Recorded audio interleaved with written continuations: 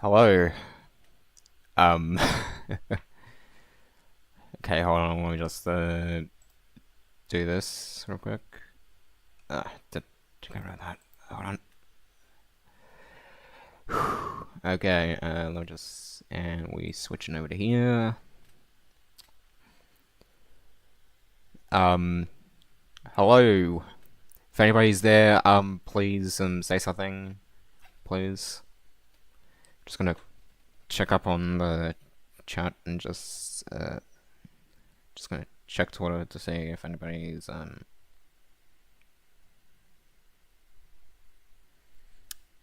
Okay.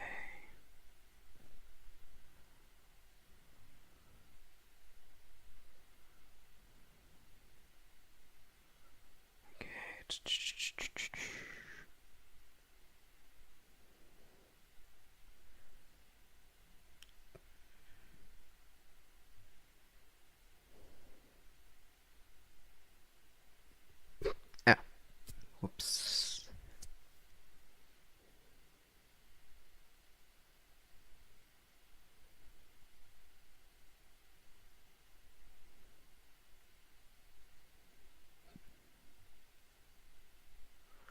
Okay.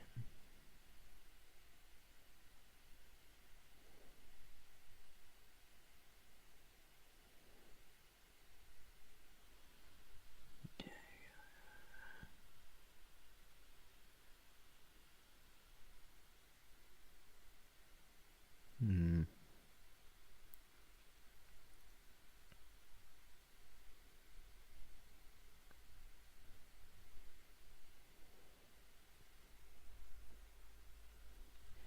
Just nobody's in the chat. Usually a good sign that of a successful stream.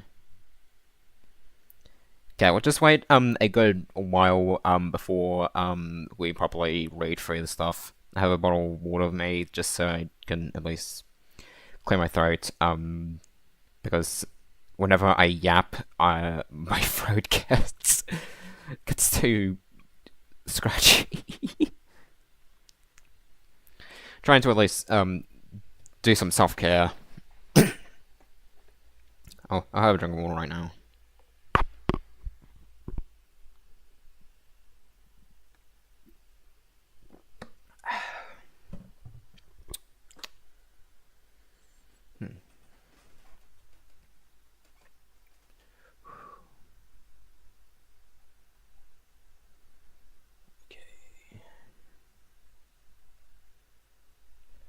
Wait, do I have the the mouse disabled on here? Okay, I'll just let's see. Hold on, I'm just gonna do some stuff in OBS real quick.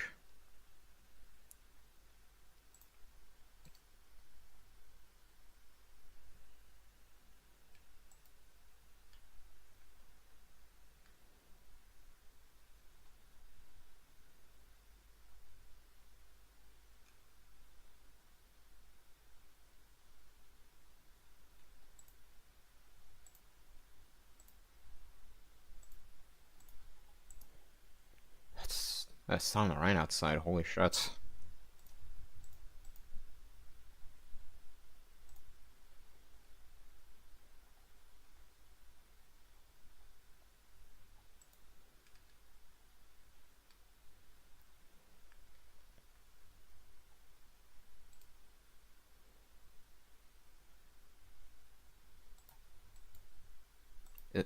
Whoops.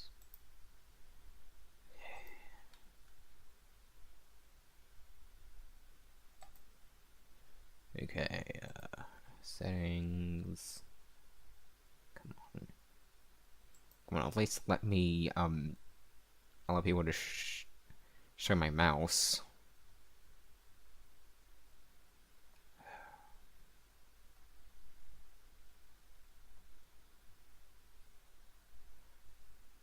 No, I want people to see my mouse.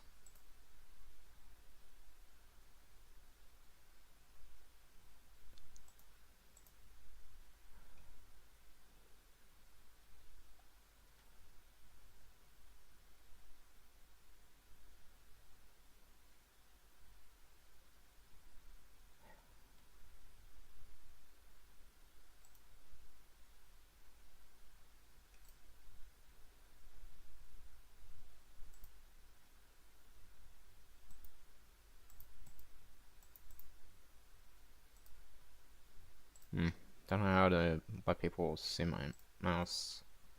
Well, on display capture. Uh, there's my mouse. There we go. Let's go.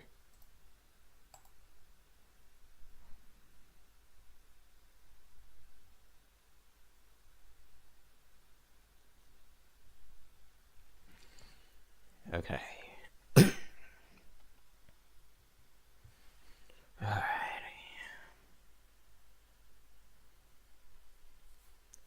So, DDLC's 7th anniversary is around the corner. So I decided to just have a little bit of fun and just not really any fun. It's like this is like the one thing that I just decided to just do for funsies, I guess. I don't know. I don't really have anything crazy for DDLC's 7th anniversary. I've been I've been associated with DDLC in the past. I'm not denying that fact. So I feel like I have to at least do something, and this is like I think this is the bare minimum that I could at least do. And just reading through my the 2 creepypastas that I wrote out for this year, like these are creepypastas based on already existing ones. This one is based on Sonic.exe, and this one is of course based on the I Hate You creepypasta. So I'm going to be reading through both of these, and we'll be reading this one first, yokai.rpy. That's its legal name. That's how you say it. I wanted to at least make...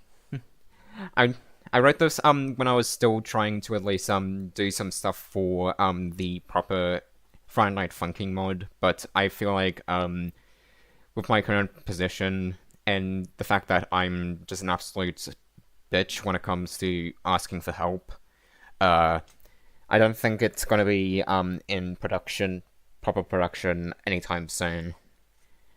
I mean, I did release like the concept listed on Twitter a while back. If you, I'm definitely link that somewhere at some point.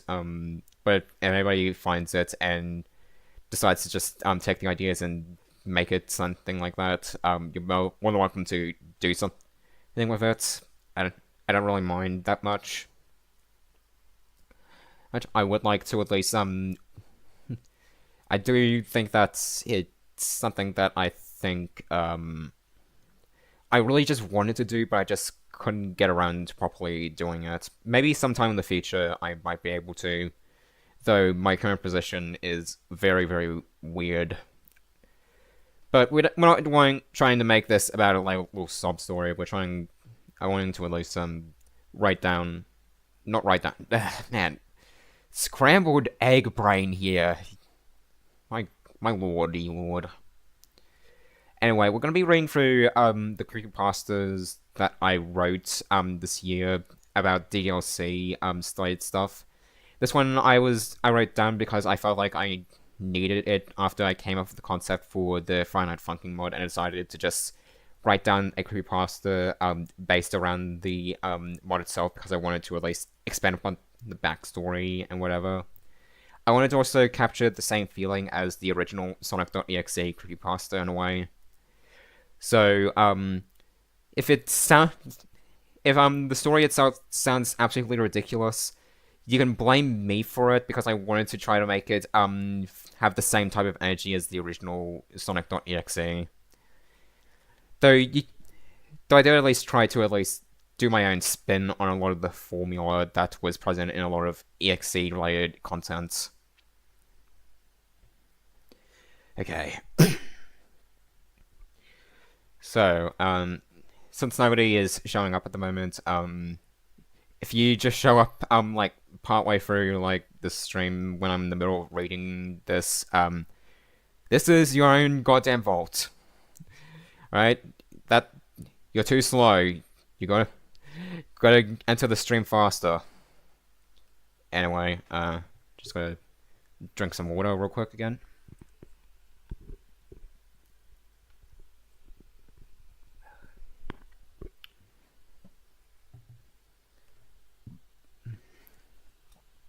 Okay, let's read through yokai.rpy, the creepypasta that yours truly wrote. Prepare to cringe if you think, I guess. I don't know. I'm not gonna judge you if you hate it or love it. Alright. Do any of you remember that visual novel psychological horror game called Doki Doki Literature Club?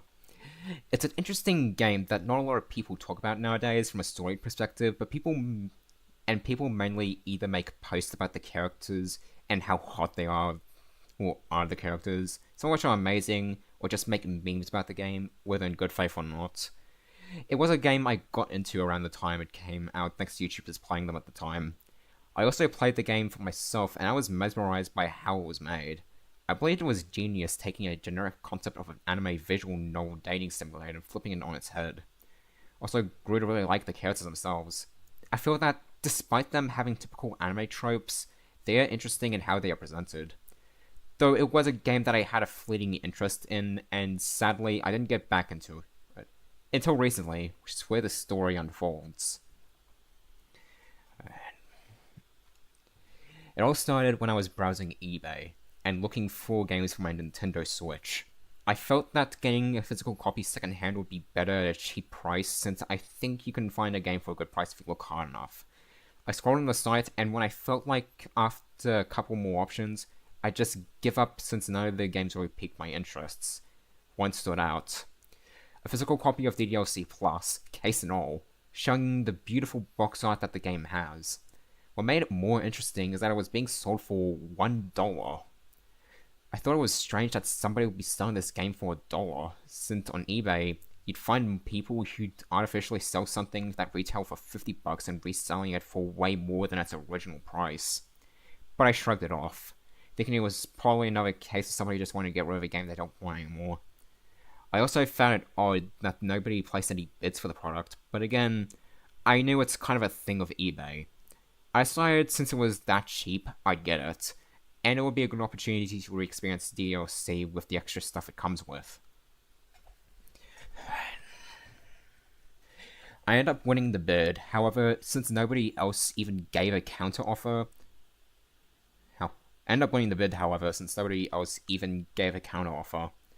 After days of waiting, a package came to my front doorstep. I looked inside the package, which was surprisingly pretty big, and I saw a note alongside a game case. The game case thankfully had the box art and the game inside, but curiously, I decided to read through the note that came with it. This is what the note said. Alright. To the person who bought this, heed my warning. This game is evil. There's something bad that is inside of it, and it's trying to get out. That thing. It looked like one of those girls in the game. You need to get rid of it.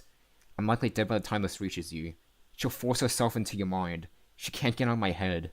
I feel she is so real to the fact she can actually kill me any minute now. Please, destroy the game. Man. And reading that out loud just makes it sound so absolutely ridiculous, but I may like that on purpose. My god.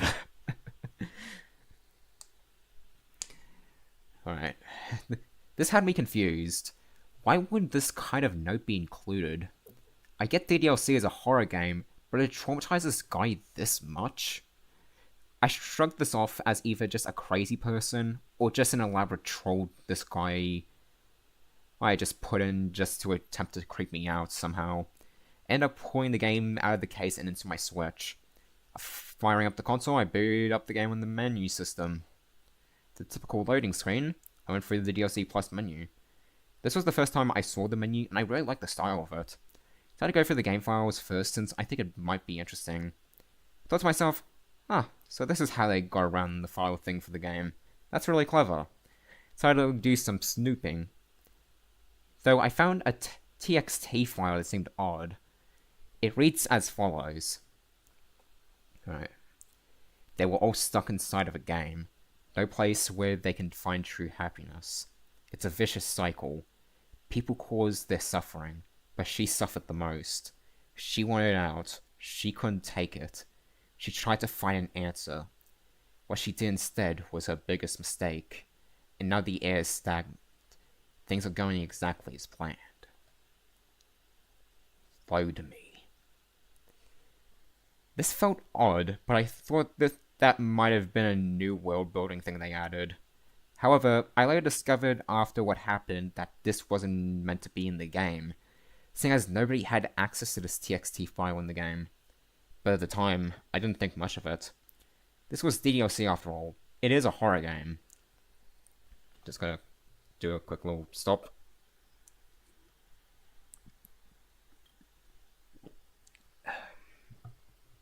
Okay.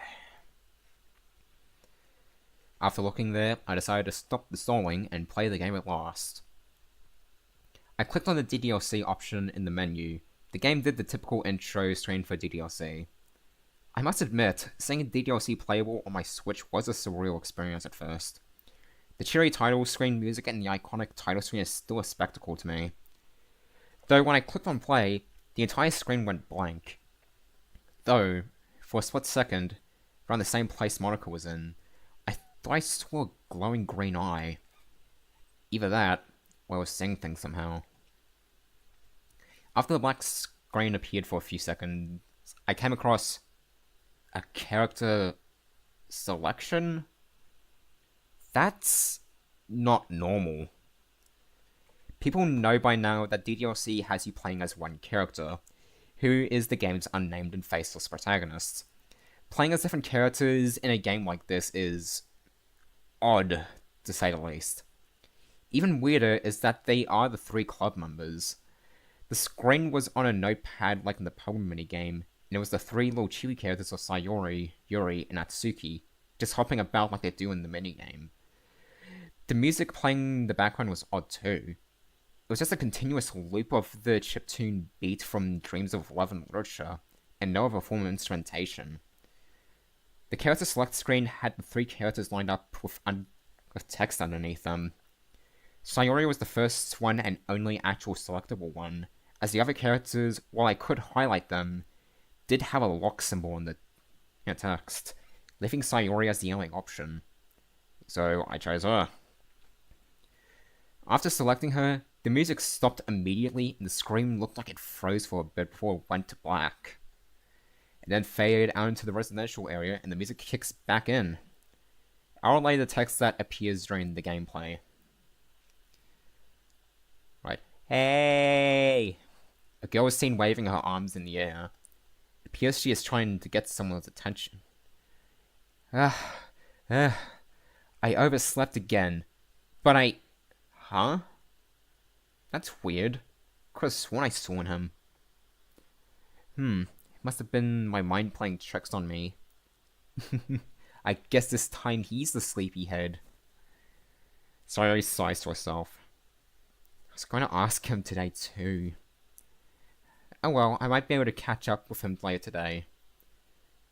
Sayori starts walking down the street. The intro to the game was completely different. It wasn't being told in the first-person perspective, but rather a third-person perspective. Where's the protagonist? Why would he ever sleep? Is this like a new version of the game or something? Was this a hacked version of the game with a mod installed somehow? Curious. I pressed on. Where is everybody? It is school time, right? Sayori looks at her phone. Huh? Why is my phone not working? Sayori looks around her. During this segment, I saw the background started to have some weird things appear. The sky started to look red. There was a growing amount of blood all over the streets. The cheerful music playing started to slow down and even started sounding glitched out. Yes, very, very typical of me. Need to just write that down. This is true 2011 creepypasta era. Sayori walks down the road. I'm getting a really bad feeling. Thud. Ow! That really hurt. Sayori looks behind her to see what she tripped over. I'm not screaming that loud. I'm not screaming that loud. No, I'm not saying ah. Wait. Shit. Okay, Sayori gets up with a jolt. The expression Sayori had on her face wasn't something I saw before. Wasn't something that she had a look of awe. She looked genuinely terrified. Then showed exactly what she tripped over. It was a human corpse. Oh. It looked like a female student. This was quite the quick turn of events. The game then changed from the simple visual novel sites to a more CG-styled appearance. It looked almost like an animatic. It showed Sayori continuing the walk forward and seeing more disturbing corpses around her as reversed-sounding music plays. Yes. The typical trope of EXE culture. Reversed creepy music. Okay. She didn't say a word. All she really did was walk. True. But after a minute of walking, she came across a familiar figure. It was Monica. It showed her with her back turned against Sayori. Her back turned against Sayori. Great writing, me. Great writing. Absolute peak. Okay. Sayori showed her excitement first, but then she grew a frown. She then walked over to Monica. It then showed an angle from Monica's face as Sayori grew nearer. And when Sayori went to put her hand on her shoulder, Monica's face showed the same green eye I saw from the title screen. The screen then cut to black. Then cut to a pop-up that said the following. Run.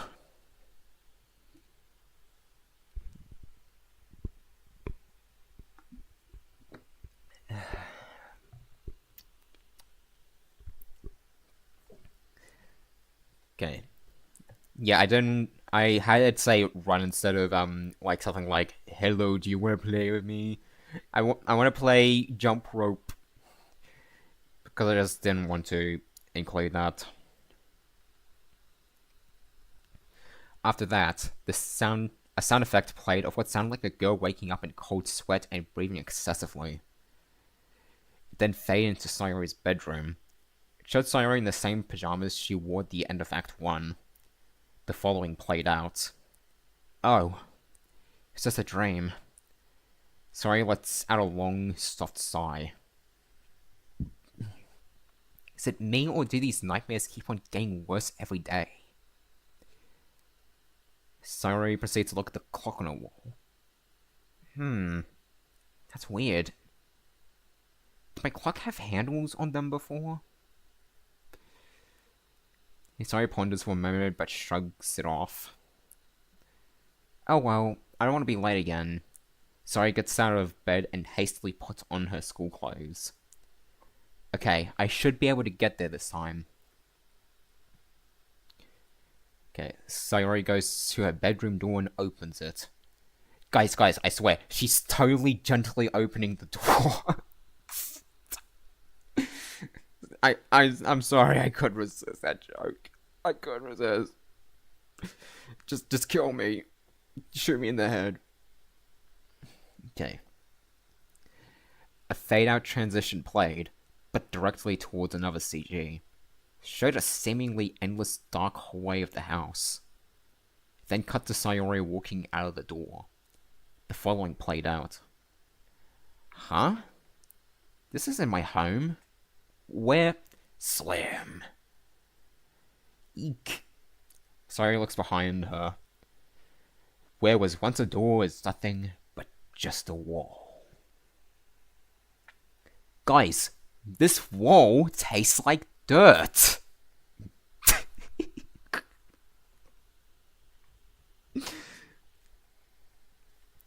At this point, there was no dialogue that was present.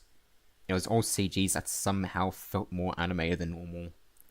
Sayori was walking down the creepy yet somewhat calming hallway. It was like this for a bit, but the weird ambient music in the background, accompanied by the soft echoing footsteps of that I assume was from Sayori that kept on playing somehow, made me curious on what would happen next. After a while, it then cut to Sayori stopping and a close-up of her face looking absolutely horrified. It then cut to a shot behind Sayori looking at somebody nailed to a wall. Somebody wearing a male uniform with brown hair. Then cut to Sayori dropping to the floor, and then she put her hands on her face. The sound of her girl sobbing played as well. That's when I realized that this was meant to be the protagonist. As I just sat there, watching as Sayori was crying, footsteps could be heard. Then I heard actual spoken dialogue. Something I didn't even think was possible in DDLC. Yes, totally not possible. Nobody has ever done it. No need to cry. He was useless anyway. Sayori stopped crying, and looking at who said that, and saw Monika. She was standing there, motionless, till that same bright green eye flashed underneath that shadow of her face, and she started grinning. I'll cut right to the chase. Start running, sunshine. Oh, so badass.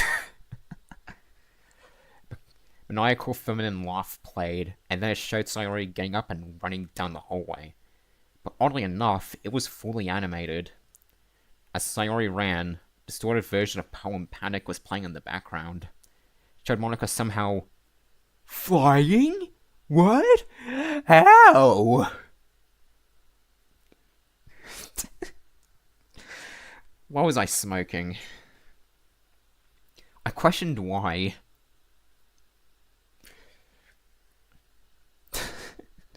But as she got closer and closer to Sayori, the music got faster and faster. Monika then slicked the back of Sayori's leg, causing her to fall over, and Monika disappeared. The music came to a complete halt. Sayori sat up, holding onto her leg, and she had tears in her eyes. She then looked directly at the camera, like she knew somebody was there, and I heard the following. Help me. This is from Sayori. I've never heard her speak before. In fact, I'm certain none of the characters could speak. The only one that comes the closest is Monika at the end of DDLC. But outside of that, none of them can speak. Just then a noose appeared around Sayori's neck. It just faded into existence. Monika faded into existence behind Sayori. Monika grabbed the noose and tied it around Sayori's neck. That made me hear a realistic grasp and a choking sound. And Monika pulled hard, and for a split second, I thought I saw Sayori's neck being ripped off. But it cut to black, and all I heard was more choking and the sound of tearing. Till I heard a faint scream that became a glitchy auditory mess. I'll be completely real. When I wrote that, I felt that was very extreme. One of the most, I felt like that was one of the most extreme things I've ever wrote, because if I'm being honest, that just sounds so fucking brutal. Like, absolutely brutal. Okay, that, at the time, felt super odd and out of place for something DDLC related. This never happened in the original game for sure. Monika did influence the deaths of the characters in the original game, but never to this degree. I didn't get why she would go this far. I mean, she clearly does care about her friends, right? After all, DDLC's third act proves that, as well as the side stories for the game. She only caused their deaths because she wanted to be with the player. Even then, she never even directly killed them up front. It may have been awful for her to do it, but she only influenced them. So why? Why would Monika just brutally murder someone like that? That's not like her at all. She's not a literal psychopath. I know she's not a literal psychopath. Yeah, if you are wondering why it, I kind of just had this little moment as I kind of grew to appreciate Monica more and more as a character for DDLC.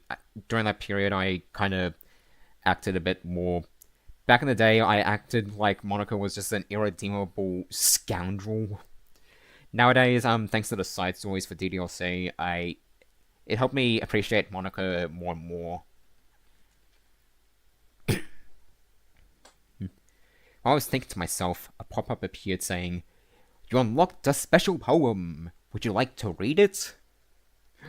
I decided to. This message appeared. She made the club all disappear, but she was too afraid to ever go near a place for them to die and burn. But I will act upon those very words. This message was super vague to me. What the heck does that mean? After that, it came back to the same select screen, but things were different. The background was now glitched out, similar to how it would be in Act 3. And Sayori was gone from the select screen. Natsuki and Yuri were the only ones on the screen. In addition, the background music's initial chiptune beat was way slower and sounded more bit crushed. Pop-up appeared saying the following. "Oh, I'm sorry. You didn't get to see her. Don't worry. I didn't leave her hanging this time." Show that one gif of a guy writing and the text just appears as fire. Absolutely fire writing from me. Fire. Now, for real, I actually think that line actually goes kind of hard. I won't lie. Okay, then cut to black, and I heard a faint ambience being heard. Then a faint light switch sound playing as the screen showed a spotlight and a fairly grungy looking body with no head lying there. I noticed a slice on the leg, and I realized that it was Sayori. Another pop-up appeared. Heads up. Then a head tied to a noose dropped down, and I saw the face of her. Sayori jump scare. It's a jump scare like the Five Nights Freddy endoskeleton, and that totally doesn't have jump scare. Guys, you see, it's so scary. Honestly, I think that from a conceptual level, I think this could actually possibly be quite scary. She looked almost zombie-like. And she also somehow seemed alive as well. I wanted to puke so badly because of what I was seeing. This was way worse than her original death. Way, way worse. Thankfully, it wasn't on the screen for long as it cut back to the select screen. I was scared to proceed, but I pressed on regardless. Natsuki was the one that was next. Selecting Natsuki, the screen froze again, with another stop to the music, and to a black screen. But this time, a faint creepy giggle played. This transitioned to what looked like a hallway similar to the stairwell background from DDLC Plus's side stories. You know, the one with Yuri and Natsuki bonding on a staircase that is close to a vending machine. Difference here is that it was fairly drab, and only ambience played in the background. It then showed Natsuki in the frame. The following played out. Natsuki walked down the hallway. The entire hallway itself was empty and quiet. If I seriously came to school on a day off, I'm going to be pissed. Where the hell is everybody? I've been walking around for hours. Chat. Did I nail Natsuki? Did I nail her? Did I do accurate Natsuki writing? Natsuki lays her back against the wall. This feels so weird to be alone like this. I hope this isn't some prank people are playing on me. Dad's gonna be upset with me if I come home late again. Natsuki closes her eye and actually showed the screen fading to black for a moment. Then it showed another CG of what I assume to be Natsuki's point of view. The entire hallway has become rusted. Almost like something out of Silent Hill in a way. Because it looked like something straight out of that game. Yeah, I think that's having a bit of a Silent Hill type of area in here. I think that makes it creepier. The ambience also got oddly louder. There's also blood all over the walls. The CG then panned to showing Natsuki being shocked and looking terrified. The following played out. But what the fuck? What the fuck? There's so much porn! Natsuki quickly looks around her. What the? How in... What? She wanted to scream out in terror, but she couldn't bring herself to. Then showed Natsuki seemingly shaking, then dropping to the floor. The CG showed her in a bowl-like position, shaking and trembling, like she's too scared of the environment. Remember that Natsuki never liked horror at all, so her acting scared of the place looking scary didn't feel out of character to me. The game showed a close-up of Natsuki where she appears to be crying, pupils dilating and moving side to side. Then she ended up getting up. The following played out. I'll be okay. I'll be okay. I'll be okay. Now this is real. It's in my head. Natsuki started walking slowly, still shaking. Then for a while, it seemed like all I could hear was the ambience and just footsteps, just like last time. Then I heard a female chuckle. The following voice was heard. You aren't dreaming. But you are right. None of this is real. Oh yes, let's turn on the fire riding GIF again. I'm sorry if I'm just making fun of, making jokes, but I like to make fun of myself. That's kind of like my cope. I make fun of myself. Monika then appeared in front of Natsuki out of nowhere. Natsuki, scared, threw a punch straight at her immediately. She managed to disappear out of nowhere. Natsuki, looking behind her, and saw Monika gesturing Natsuki to take another shot at her. So, Natsuki, fear seemingly gone now, and now filled with rage, charged straight at her. But Monika disappeared again. Behind her again, she sees Monika doing a raspberry blow in a rather cartoonish manner, like she's directly mocking Natsuki.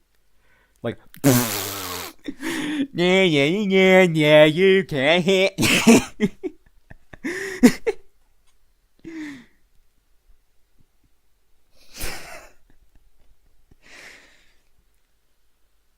So Natsuki charges yet again. But Monika disappears again. Monika disappears again. Yes, Monika. True. Absolute trueness. This real KB guy. Natsuki collapses onto the floor, seemingly tired. Natsuki, you tried to punch her 3 times! You can't be that tired! Monika then appeared in front of her and kneeled down to her face, and she put her hands on her cheeks. No, not her ass cheeks, pervs. Get your head out of the gutters. God damn it, we're all Guna-brained. Hold on, take a quick tinkle. I'll be right back, guys.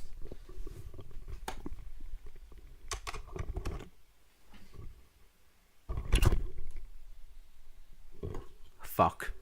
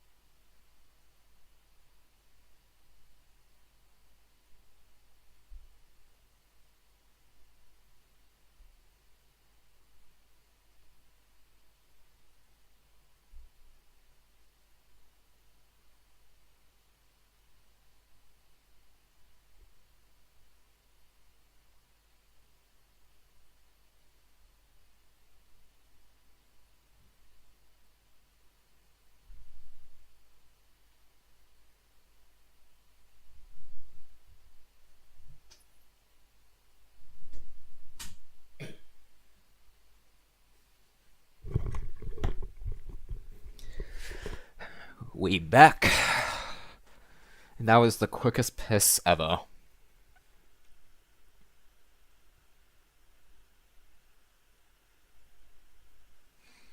Okay. Here we go. Alright. Okay. You have your father's eyes. And a moment of silence fills the room. And then what looks to be animated shows Monica squeezing her hand on Natsuki's head. Cuts to black and the sounds of blood gushing and a skull being crushed played. Again, brutal. You know, the line, you have your father's eyes, that line was actually directly inspired by, the Curse of Chucky, where, Chucky, he says to one character, you have your mother, I think it was, you have your mother's eyes, and they're too fucking close to each other. Like, this little line, you have your father's eyes, was directly inspired by a Chucky quote. Okay, after that, another pop-up appeared on screen again, asking about another special poem. Clicking yes, the following played out. A puddle of ink flows like the blood that you hold, but there's something you have never been told.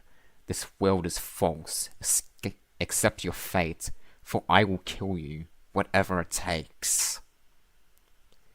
This message felt more straightforward than the previous one, but still had a somewhat vague style to it. I didn't know who she wanted to kill. Is she referring to me? Or is she referring to the girls? Might be up to interpretation for what this could possibly mean. Same thing goes for the other poems. The game then showed a black screen and a light that flickered on, showing another corpse. This one had its head completely crushed, and the pink air made it obvious who it was meant to be. A hand appeared, showing a pair of pink eyeballs. Holy shit! Pink Eyes reference! Absolute peak DDLC mod. Guys, play Pink Eye. Hey Mario, play Pink Eyes. I couldn't resist making this joke. I'm referencing part of my legacy. Part of my legacy is making that one shitpost on r/DDLC mods where Luigi says, "Hey Mario, play Pink Eyes." I still have that meme saved on my computer. Alright. And then the hand crushed them, with blood oozing out of the hand. Ooh. After that, the game came back to the select screen, but this time the entirety of the background looked like its contrast scaled up greatly, and was put in black and white. Natsuki was gone, leaving Yuri as the only one left to be selected. Alright.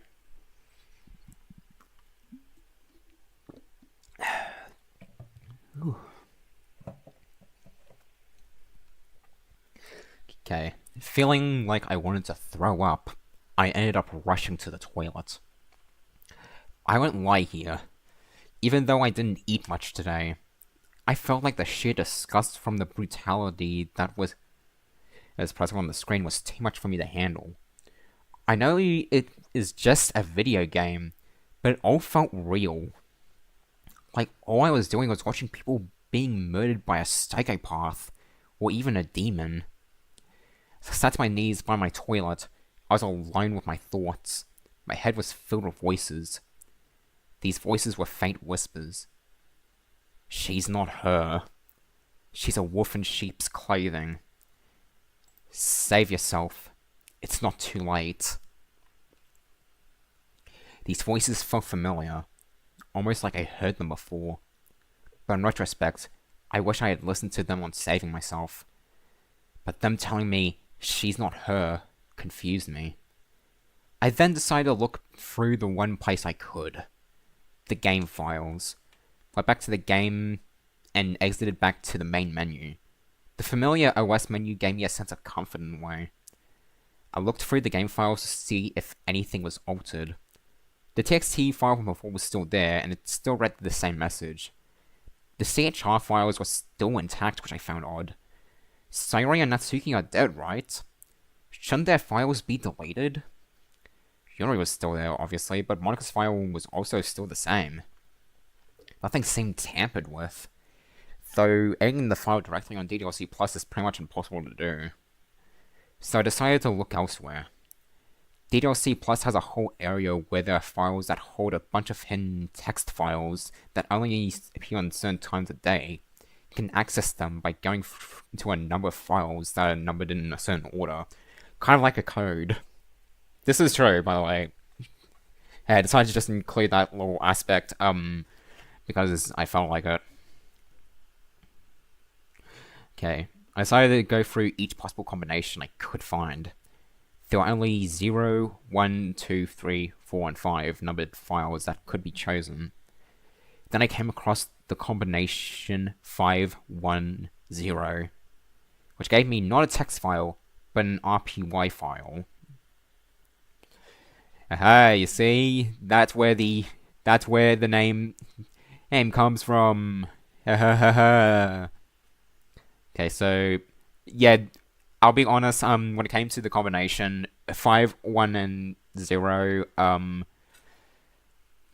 I had it like that to make it 6, because I felt like it would kind of just, because 666 is of course the number of the devil, and I just wanted to have it equal to 6, because I felt like that was like the one only way I could kind of have like that. It's very, very loosey-goosey, but that was the best I could really do. Wait, hold on.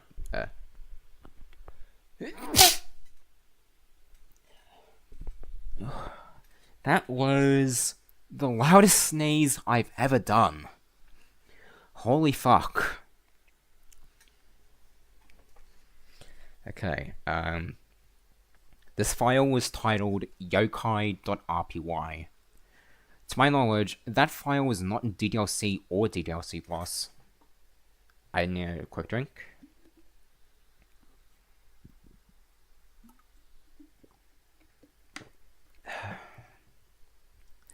An RPY file is a file type that games running on the framework RenPy uses, which in terms is built off of Python, a programming language that is one of the most popular ones to use. DDLC Plus, to my knowledge, doesn't use RenPy. It runs a completely different new framework. Dimensions of Python files are still present in DDLC Plus. However, I didn't know what yokai meant until I realized we live in a day of age where the internet exists. So I searched up the term on Google. It turns out it was derived from a Japanese term known as a yokai, which is a Japanese term for a supernatural creature such as a ghost, shapeshifters, or even demons. Knowing this, I figured out that this might mean something. This RPY file might be responsible for what Monika is doing. It's possible this RPY file holds something in it that made Monika do this, or somehow possessed Monika, or even took the form of her.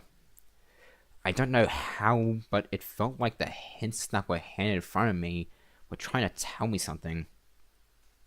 I can't analyze them, so I don't know what they mean. One thing is for certain. This girl, no, this thing, isn't Monika.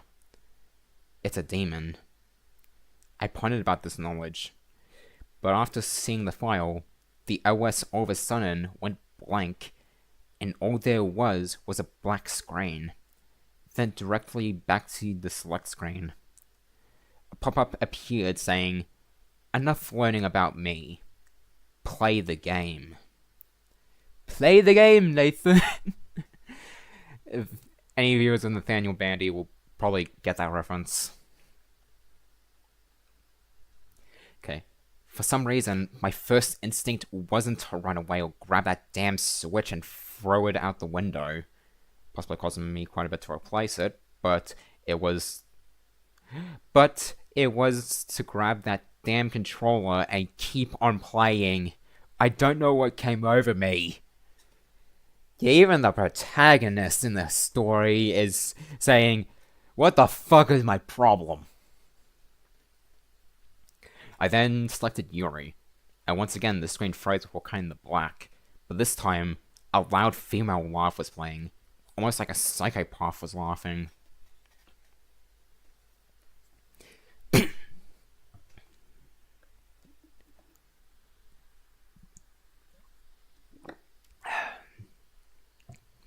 This time, it was inside a classroom.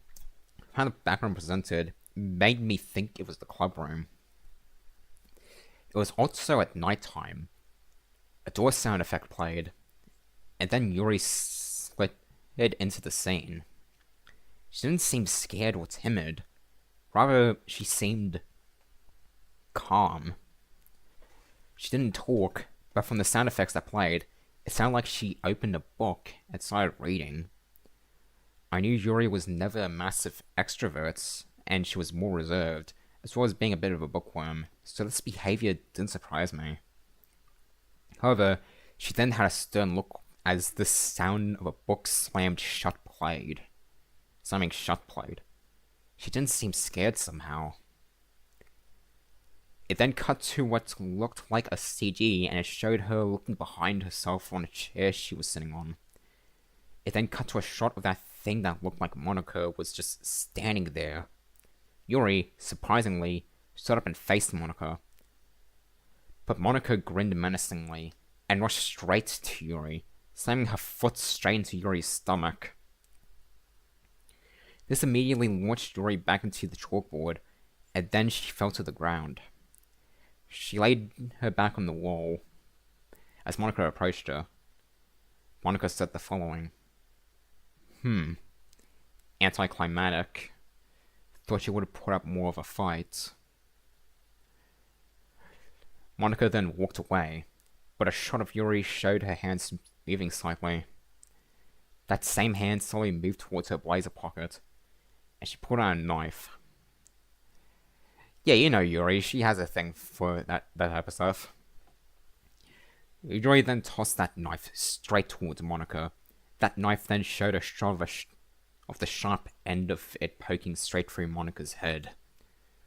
To my surprise though, and possibly Yuri's, Monica didn't seem too fazed by this. Instead, she just started laughing. That laughing got more and more sinister. She started speaking again. How cute. You really thought that would be enough to defeat me? You forget one thing, Yuri. She then pulled that knife out of the back of her head. The knife itself is covered in blood at this point. I am all-powerful. This world belongs to me. You cannot defeat those in power. You can't kill gods. After all. She then holds the knife up to her face while she grins and an animation plays. I am the club president. She then throws that knife back at Yuri, and the knife plunges straight into Yuri's eye. A bit of a fun fact, that little thing that I wrote there, that thing right here, that was directly inspired by, Bratwurst's take on Sonic.exe, specifically the, part with Eggman, with the whole dialogue, and, Eggman shooting, Sonic.exe straight in the head, thinking would work. This was kind of inspired by that. And I decided to have Yokai just throw the knife straight into Yuri's eye, just think, because I thought that was just an absolutely another brutal way to murder someone. The screen cut to black. And now here I am. Ever since then, I felt that she was watching me. I had constant voices in my head and visions of her in my house and wherever I go, almost like she's actually there.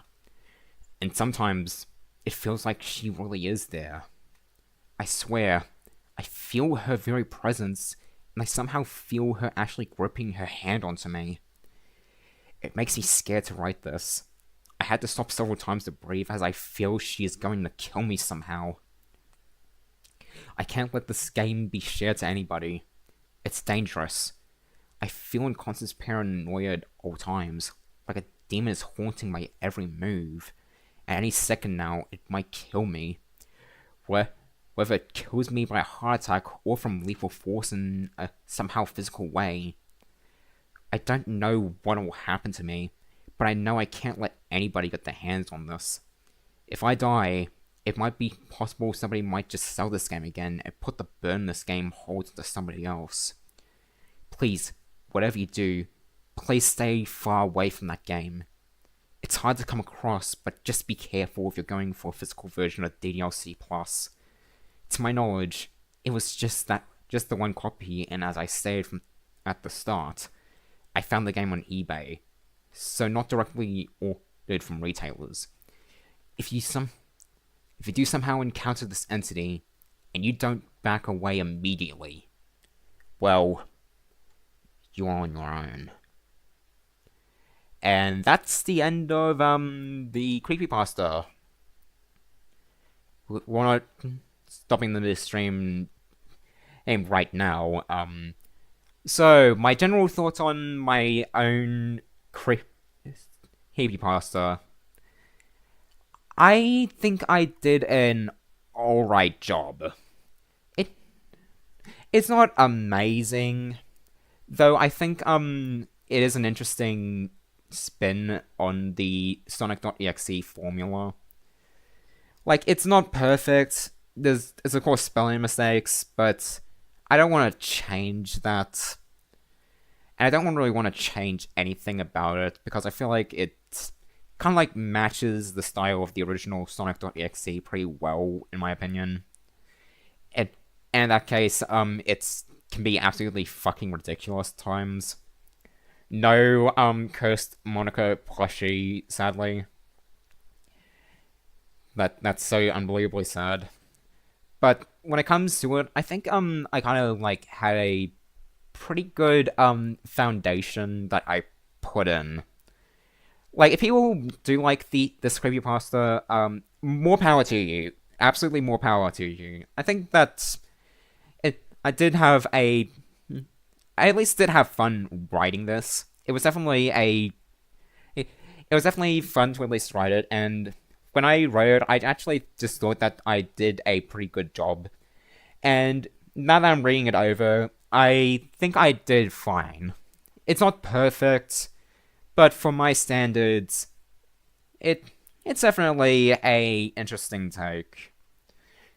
But if people just want to at least expand upon this, or heck, if you want to recreate this creepypasta, go ahead. You do it. Like, I'm more than happy for people to recreate this in their own way, or heck, even do their own take on it. If they really want to. Like, I think it would just definitely be the highest honor that I can really have as a creator, which is having my own work inspire somebody else. Like, I feel inspired a lot by a lot of things that I grew up watching and consuming, and I think that's if I inspire somebody else, I think that's something that would really mean the world to me, because I think inspiration is just something that really makes the world go around, in my opinion. Alright. Quick little swig of water.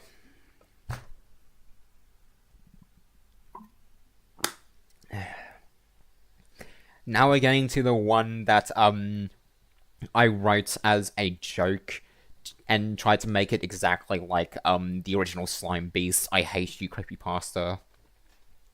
And I also tied this with my oh god no FNF remix.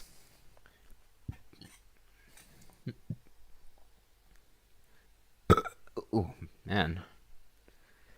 Yeah, I did tie this to this little creepypasta to my FNF remix of Oh God No from Mario's Madness. But but honestly, I think from what I remember, I made this deliberately both try to make it seem serious while also trying to include elements that are fucking ridiculous, because I felt like that's basically what the original I Hate You creepypasta was. Like, it was so well written that in many aspects, even though it seemed ridiculous, you couldn't tell if it was a joke or not. And just to clarify, this is of course also a joke.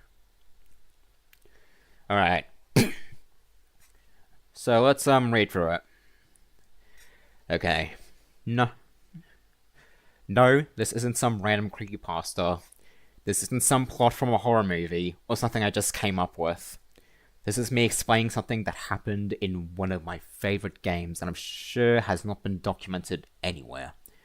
I didn't think this was in the game either. Like, it's so well hidden that there isn't even any code for it in the game, or any assets linked to it. Before we start, here's some background. As a kid, I resented anime. Like, I hated it beyond my wildest dreams.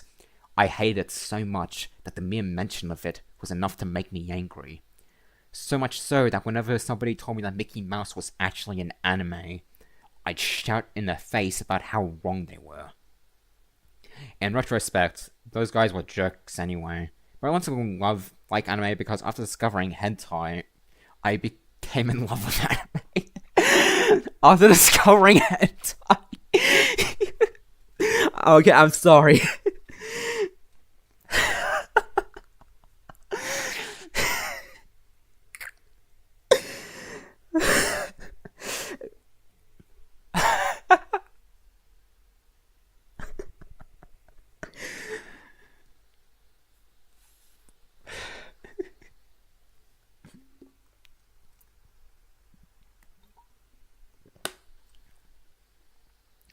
Oh my god.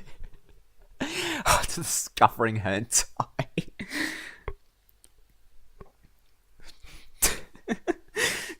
After discovering hentai, I became in love with anime. Fucking based. That was when I discovered Doki Doki Literature Club. This game was something I became hooked on thanks to PewDiePie. Speak English, me. PewDiePie played it. I really got hooked on the characters, but I really liked the character Sayori. So much that I ended up downloading tons of fan art of her. I even joined r/DDLC mods to play some mods based on the character. But I don't want to make this seem like I'm gushing. Early one day, I decided to go on a little nostalgia trip and replay the original DDLC in its original unaltered form. I downloaded a fresh copy from the itch.io site and purged any previous saves by deleting the first run file, deleting the local files on my computer. I was still patiently waiting for GTA 6 to come out. We all are. When I started the game, things felt off. To go through the usual warning screen, I reached the title screen, but there was nobody on the title screen. It was just the same pink UI that we all know, without any renders of the characters present. And the usual main theme was not playing. I thought to myself, that's odd. Maybe some files got corrupted. But I shrugged it off. I pressed new game and gave the MC a name. I chose David because I thought that was a funny name. And then I was presented with the first screen of the game. However, it didn't greet me with Sayori's typical calling dialogue. It was just on the screen of the residential area with no text box. The music was still playing, but nothing was happening for the first 15 seconds. Then dialogue appeared. I'll relay what I saw. If you don't understand how dialogue scripting in DDLC works, this may be hard to follow. That's odd. Sayori would be here by now. Maybe she slept in again. I end up shrugging and making my way to school. The streets are awfully quiet, which is strange. Normally students would come in and perform their normal commutes. Are people just not going to school today? Huh? Just as I was about to continue my walk to school, a giant brick wall appeared. What the? How did this get here? Now how am I going to get to school? Just then, a door out of nowhere appeared. Follow the light. Looking around, I end up shrugging and walking to the door. After that scene, the screen went to black, and I heard Stock screaming as the screen became blood red. Then the screen showed some text on the screen. It read, "Oh dear God." This struck me as odd, as I've never seen this happen before. But I shrugged it off since DDLC is a horror game, and thought this might have been something I've never saw before. Maybe I was misremembering the story. After all, DDLC is a very complicated story when you analyze it. The screen then showed the school hallway, but it was nighttime. But here, it was in a first-person perspective. I didn't know why I was all of a sudden mimicking a first-person free-roaming game now. Pretty sure Ren'Py can't even handle it, unless we count Ren'Py-Stein or something. Actually, it was kind of like Doom, if I'm being honest. Except without any guns, because that would be stupid. But I was very limited in where I could go, since this was a hallway that seemed endless. Yes. I decided to walk through the dark, dimly lit hallway. The song Just Monica just kept playing in the background. Occasionally, I would get a slowed down version of Sayonara being played. Ooh. Lordy lord. It felt off, despite me being used to those songs by now. I then saw pale-looking students. They were all standing by the wall. But they had no faces. Touching them had no effect. Just then, I saw a spear launch directly at me. I somehow managed to dodge it. I guess years of playing Valorant pays off, doesn't it? It did catch me off guard. I was not expecting a spear to be thrown in my face like that. There were some more spheres that launched at me, but I managed to dodge them. But after the second one, I saw a piece of paper on the wall that was held on by duct tape. The piece of paper has a message written in messy ink. It simply read, "I hate you." I was confused. Who was this person? Why do they hate me? Did I do something to make them upset? What did I do? The dark holes and faceless students and spheres did freak me out, but this was quite spooky if I am being honest. After walking further, I then saw a new note on the wall. It said, "Why won't you die?" Just wanting to get this over with, I simply tried to speed through the hole as much as I can. I did thankfully manage to reach the end of the corridor, and found a door that I entered. Looking through the door, I saw a bunch of male students on the ground, and they all had brown hair. I realized immediately who these were. These were MC. But the question I had on my mind was, why? Like, why were there clones of MC here?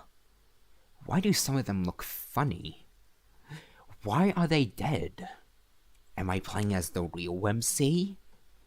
Did this game make a bunch of clones of MC without any of us knowing? Mario Kart 64 or Diddy Kong Racing?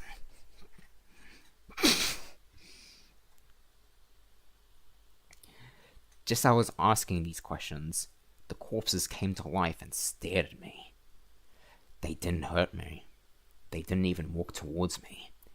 They just looked at me with their lifeless, soulless eyes. Feeling uncomfortable, I walked away from them. I then came across a door labeled Club Room. Come face me. Smiley face. With a little table with a cupcake on there. The cupcake was a cat cupcake, but it looked off. It had a weird smile that looked both creepy and cute at the same time. I decided to leave it alone. I then walked into the classroom. The game then transitioned back to its normal visual novel look, but this time, it showed some CGs, which the art was really well illustrated, by the way, but it didn't look like it was made by the same artist for DDLC. It did show MC's full body and face, which was a surprise because I didn't see his face officially at all outside of DDLC+. MC just stood there to look around the empty dark classroom with candles on the tables. With one of them next to a blind, MC was silent. And silent. And silent. Just as it was about to get more silent, then panned to somebody walking straight into the room from the other side of the classroom. Then I heard some lines of dialogue being uttered. You don't just go around and leave me hanging now, do you? Then showed MC's shocked as hell face when he laid his eyes at who was in the classroom. It was Sayori. Sayori then said the following from that same voice actor driven dialogue. You thought Monaco worked alone? It then hit me. Sayori was the one behind all of this. Those messages, the school being empty, the streets being empty, and the notes of, I hate you, and why won't you die being plastered everywhere. It was all her. Sayori was always treated as just MC's best friend, but she was always treated like the bridesmaids, but never the bride. I assume this MC must have been this neglectful towards Sayori for so long that she now hated him, and no longer sees him the same way. Remember, Sayori loved MC, but after how much MC had ignored her, she no longer loves him. But you thought Monaco worked alone. She was working with Monaco this whole time? Was she helping Monaco cause the events of DDLC? Was this whole event conducted with Monica's help? Did she know about Monica's powers? I can't take this seriously. I couldn't bring myself to do anything. I had no control after all. All I could do was sit and watch. Sayori then threw a chair at MC, which knocked him down. Yakuza reference? OMG! Then Sayori walked over to him and put a foot firmly on him while spinning on him.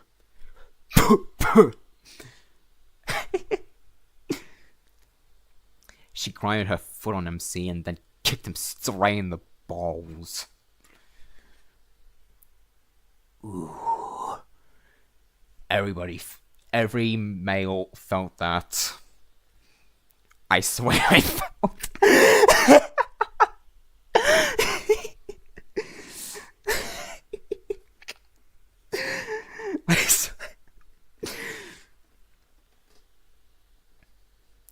She then stood triumphantly, and then walked towards one of the candles. She decides to use it to light the curtain on fire. I knew what she was going to do next. She was going to throw MC into the fire. But MC got up and they grabbed a lead pipe that was just lying on the floor. I couldn't resist. He smacked Sayori on the head, and then used that lead pipe to throw the curtain into the closet. The curtain then burst into flames. Sayori somehow managed to get up, and she charged MC like a bull. But MC managed to dodge Sayori's charge towards him, and she rushed straight into that fire before she could fully realize it was too late. Sayori's last words before the screen went to black as I saw the art of her in that file was the words, "Oh dear God!" The screen was all black. There was nothing. To which showed a new end screen. MC was standing over Sayori. MC looked visibly upset, while Sayori looked absolutely burnt to a crisp.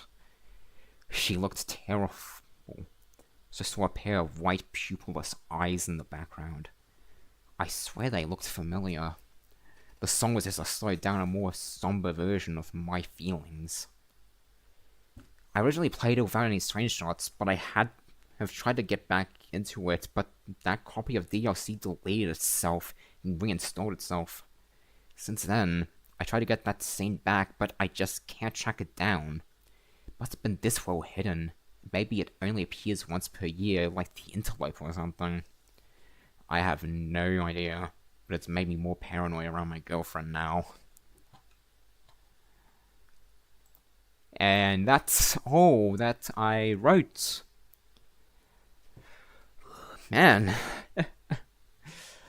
I'll be honest. With that creepypasta, I think I nailed the ridiculous nature of the original "I Hate You" creepypasta.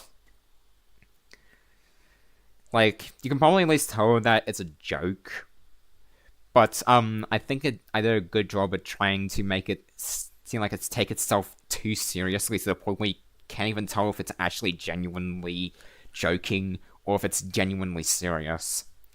It is a joke, by the way. Yeah. I think out of everything, out of the two, I think the "I Hate You" one is something I'm proud of. I am proud of that creepypasta. It's just, I think I did a banger job, in my opinion, with that one. And I don't want to make myself seem like I'm glazing myself. But anyway, that's all I could really muster for today. Sorry if this wasn't too much for DDLC's 7th anniversary, but I had to do at least something. Anyway, thank you for watching. Hope everybody enjoys the 7th anniversary for DDLC, and yeah. That's all I have. Alright. See ya.